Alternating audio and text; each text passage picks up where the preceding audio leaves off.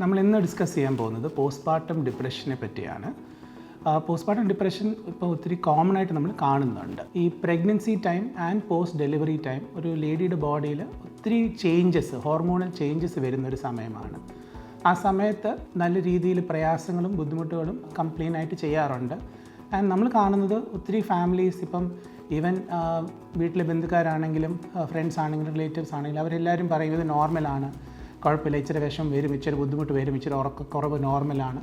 But sometimes ആ നോർമലിൻ്റെ അപ്പുറം ഒരു എക്സ്ട്രീമിലോട്ട് പോകാറുണ്ട്. നന്നായിട്ട് സിംറ്റംസ് വരും, ലോ മൂഡ് സിംറ്റംസ്, പെട്ടെന്ന് കരച്ചിൽ, തീരെ ഉറക്കമില്ലായ്മ, കുഞ്ഞ് ഉറങ്ങുന്ന സമയത്ത് ഉറങ്ങാൻ പറ്റുന്നില്ല, ബോണ്ടിങ്ങും ഫീഡിങ്ങും എല്ലാം നല്ല ബുദ്ധിമുട്ട് വരുന്നൊരു സിറ്റുവേഷൻ നമ്മൾ കാണാറുണ്ട്. ഇത് പോസ്റ്റ്പാർട്ടം ഡിപ്രഷൻ അല്ലെങ്കിൽ പോസ്റ്റ്പാർട്ടം ചിലപ്പോൾ സൈക്കോസിസ് ആവാം, പോസ്റ്റ്പാർട്ടം ബ്ലൂസ് എന്ന് നമ്മൾ വിളിക്കും.